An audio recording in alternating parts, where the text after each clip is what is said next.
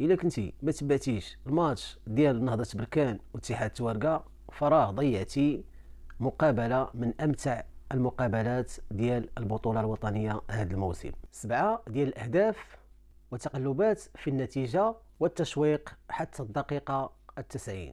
الماتش بدا عادي، بركان ماركات الاول، ولكن اتحاد توارقة صدمت الجميع وقلبات الطاولة في 2 دقائق. وهنا بانت شخصية البراكنة اللي ماركات 2 ديال الأهداف قبل نهاية الشوط الأول. السيناريو كان كيتأرجح وكل فريق كان كيستغل الهشاشة الدفاعية ديال الآخر.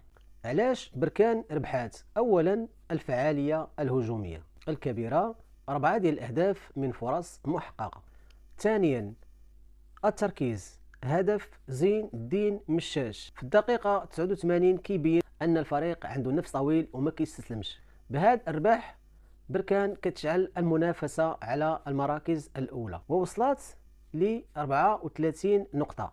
أما اتحاد توارقة فرغم الأداء البطولي الدفاع خانهم وبقاو واحلين في أسفل الترتيب. النتيجة 4-3. المقابلة هجومية بامتياز، رجل المقابلة زين الدين مشاش صاحب هدف الحسم.